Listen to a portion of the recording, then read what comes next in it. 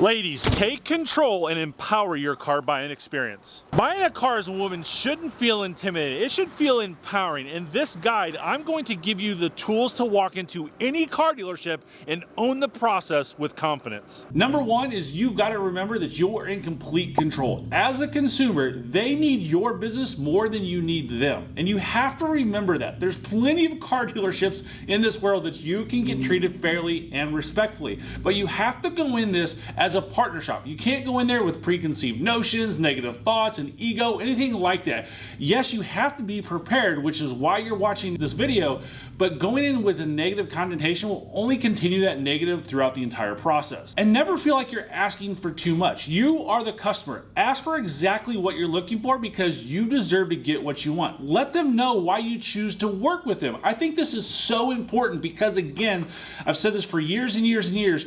You build a relationship with a company or a salesperson, whatever the case may be, this is going to be easier for you down the road. Tell them, hey, listen, you guys got a great reputation in the city. I trust you. It's your convenience, right? You're right next door to my house. You're a mile away. I'm going to use you for service department. I got a referral from a friend or a family member or one of their best customers. Believe it or not, car dealerships do have regular people that come in. It may be for sales, service, parts, whatever, but I made so many friends at Bbachman Chevrolet over the years of people who came in daily sometimes that we would have great relationships with them. When they came to buy a car, their guard was always down. They knew that they were going to get treated good because we treated them good through the whole process before they became a customer of the sales department. Community involvement is also a big deal. Like we do here at Mike's Car Store is we have our Keys to Empower program where we donate cars to people in need. I don't do this to get sales from anyone. I do this because that's what I want to do in my heart and that's what I've been told to do by God. But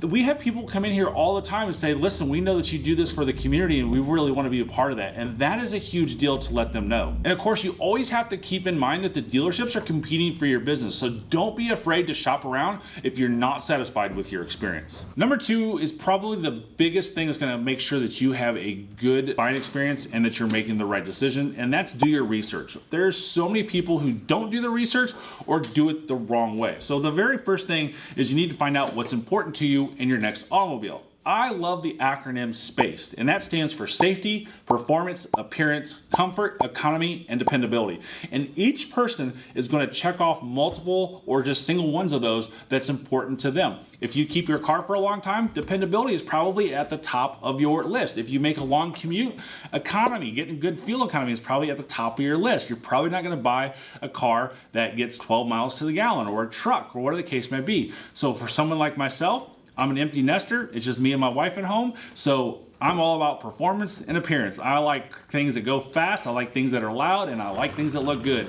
I'm not really worrying about comfort or economy, and I don't keep my cars a long time, so dependability is not something that's there for me. So use that acronym to do your research properly. And the biggest thing to know about research is you never go to a dealership to do research. The dealership, you go there for two reasons: to test drive a car, to pick up your car. You don't do anything else at a car dealership ever. Nothing when it comes to buying a car. You can do research on the dealer's website. You can do dealerships on third-party websites. You can do research anywhere except for the car dealership. Say you're looking at a used car. Check that car dealership's website for availability of their inventory. That's okay because you're not on the dealership's lot. If you're looking at a new car, you look at the manufacturer's websites. Another great tip on used cars is if you're looking for something specific and you want to understand what this car is all about for something that's 3, 4, 5, 6 years old, go to Google. Type in the year, make, and model of the vehicle and what you're looking for, and then at the end of that search, type in PDF brochure. The PDF of that year is going to pop up and you can read just like if you were buying the car brand new. This will give you the manufacturer's sales brochure, which is filled with amazing information so that way you can make a most informative decision. And you definitely want to use third-party websites like Consumer Reports, JD Power. Car complaint websites, social media, Facebook groups, forums, etc. are not the best place because who goes on the internet nowadays and says, hey, I drove my XYZ today and it was a great fun opportunity. Nobody ever does that. Everyone goes onto these websites and forums to complain and bitch about what they have or what's going on or whatever the case may be. I'm a Chevy enthusiast. I love Chevy through and through. And years ago, probably in like 2015, 2016, I was in all these Facebook groups about Chevy, and everybody complained in there. And I just thought to myself one day, am I not seeing side to side? Do I just have this ether that I'm a huge Chevy enthusiast and I'm missing that I am selling a bad product, right? So I go get in a Honda group, I get in Toyota groups, and I get in Tesla groups, and lo and behold, every single one, Honda and Toyota are some of the most reliable and dependable cars out there, but every single one of them, all they did was complain as well. So those groups and forums are probably not the best place to do your research, but you can definitely go in there and see what they are complaining about, so that way you are more informed. And you have to remember, not all used cars are created equal. Just because there's a mass disappointment online doesn't mean an individual car is bad, but you can use all that info that you find as a blueprint of what to look for if that's the right car for you. Number 3 is probably the most important thing, and that's be decisive. This is a business transaction, so you have to approach it with confidence. You've done your research. You know exactly what you want. You have to stand your ground. It's so important not to have emotions in a business transaction. Unfortunately, I own the business and I have to fire people from time to time. It's not personal. I don't have emotions in it. I have to make a good, calculated business decision that's good for my company. And you have to remember that this goes into when you're buying a car. Car salesmen are very good about pulling emotion out of you, so that way they can get you to make judgments based off of emotions and feelings rather than business decisions. And when you have a business mind and you have a clarity, you're gonna be the best that you can be. So you have to remember to be assertive and decisive, because that is key. Stay focused and keep calm with a collected demeanor, because this is your deal and you're in control. And don't feel pressured or show any hesitation. Stay in your ground, because you're making a smart, informed decision based off of your research that I taught you earlier in the video. Number 4 is probably the most overlooked and never done resource of the car buying process. You gotta pick your salesperson. You pick your car you want to buy. You pick the dealership you want to work with. Why are you not picking your car salesperson? You're letting someone on the phone say, hey, let me set you up with XYZ, or you walk to the car lot and the first person that greets you, that's your salesperson. That's the worst thing you can possibly do. First and foremost, when you do call the dealership, you have to understand whom you're talking to. You're most likely not talking to a salesperson, even when you say, can I talk to somebody in sales? Because there's most likely at that dealership has a business development center, and you're gonna talk to a representative that their job is to get you the information on the car that you're looking for and set the appointment for the sales team. So you're like, how do I pick my salesperson? How do I do research on my salespeople? There's a couple different ways. I like the website dealerator.com, and the dealerships do pay for this, but the salespeople can invest in themselves and make sure that their customers do write good reviews for them. So if you see a sales rep with 20, 30, 50, 60 reviews, that means that salesperson is invested in that business to do a good job for their customers. You can also ask your true friends, and this means it's a personal conversation, voice to voice, text message, in a group, whatever the case may be. What you're not gonna do is go into social media and ask the public, hey, I'm going to XYZ dealership, who should I ask for? That is the wrong advice to do, because you don't know how they know that person. That could be a dealership employee, that could be someone who's getting an incentive for sending that person there, and simply it could be someone who's like, oh, I went to this dealership and they were good. But there may be somebody better there for you. And what I also like to do is you can ask for a female sales rep. There's not anything wrong with doing that. You can simply say, hey, do you guys have any female sales reps? Yeah, we do. Excellent. How long have they been there? Okay, I want to work with that person. Female sales reps are amazing in this male-dominated industry. They take care of people, they nurture stuff, and they're there to support you in every way, shape, or form. And something else that's probably overlooked is actually doing an interview with the salesperson. So first and foremost, if they don't have a female sales rep, I would only want to work with the number 1 or number 2 salesperson of the company. And then I'm going to interview them to make sure that they're the right people. Imagine you having someone come into your house to clean it. You're probably just not going to take any old service. You're probably going to interview them to make sure that they're doing a good job. You take your child to daycare. You're probably going to make sure that that's a good daycare. You're going to interview them. So why are you not interviewing the person who's going to help you make the second biggest purchase of your life? A couple questions I would ask. How long have you been at the dealership? This is a really good question, because if they've only been there a couple months, they're not the number 1 sales rep. And if they are the number 1 sales rep and they've been there a couple months, that means that this dealership is probably not the right dealership for you, and they burn through their salespeople. Next question I would ask is, how long have you been in car sales? If they've been in car sales for 10 years and they've been at this dealership for 9, that's a long fun time to be at one car dealership. And also I'd ask them what their favorite thing is about being in car sales. What's their why? Why do they want to be in car sales? Did they just get into it? Did they fall into it? Do they have passion in it? Does their parents own the dealership? Whatever the case may be. And don't be afraid, of course, don't be afraid to do this. If you do have a salesperson that you're not jiving with, ask for a different salesperson. Get a manager involved and say, hey, this person is a nice person, but I'm not jiving with them and I really need to work with someone different. Don't be afraid to do that. And if it doesn't work out, just get up and go to the next dealership. Number 5 is get pre-approved. This one tip literally will save you thousands of dollars on your car purchase. And the best places to get a pre-approval is your local bank or your credit union to get that pre-approval. Do not use these big banks like a Chase or whatever the case may be. They're not in it for you. And most of the times they work with the local dealership anyways. And so that right there is a conflict of interest. I will tell you one big bank that I really do like, and that's Capital One.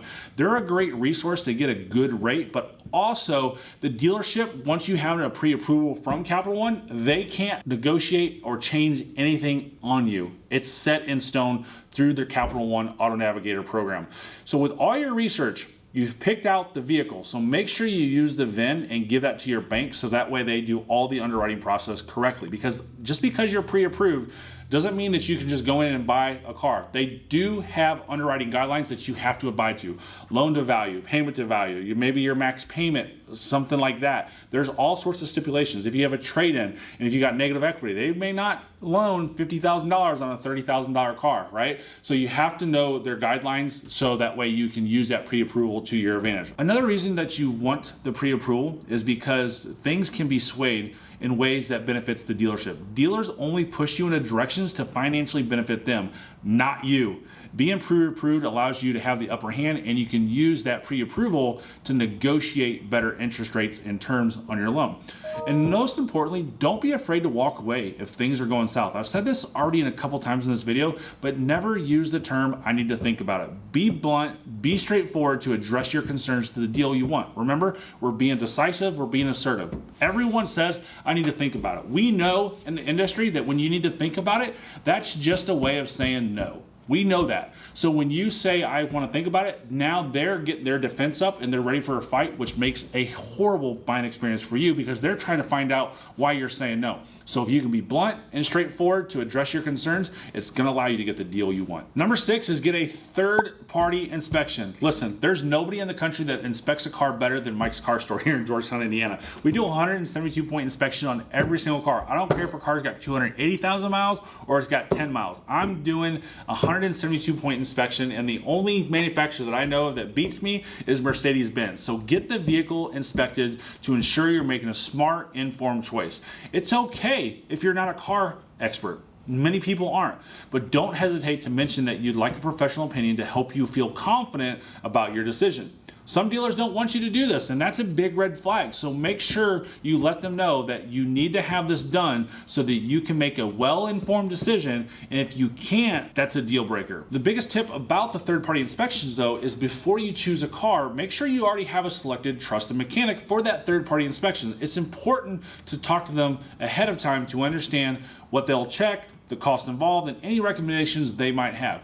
Again, these mechanics may see the same cars over and over and over again, and they can kind of give you an idea of what to look for as well. Chevy Traverse, we know they have transmission problems. We know some Hondas are having transmission problems. We know timing belts are needed done on Honda Pilots at 100,000 miles. This helps you ensure that you're going into the right car and the cost involved of any recommendations they may have. Also, on ChevyDude.com, we have this awesome detailed inspection list, so that way you can go through the whole process yourself as well before you send it to that third-party mechanic. So you can download that, so that way nothing gets overlooked during the process. Number 7 is test drives. Test drives are so important. You have to know that dealerships do not have a return policy, generally speaking. I know some of these big dealerships, Carvana, CarMax, they got the 7-day test drive policy, but you have to go through the loan process. Your credit gets pulled and multiple inquiries if you return a car, and that loan has to be paid off. It's a huge process that nobody thinks about when they just see, oh, 7-day test drive. You've bought the car. You have to trade it back in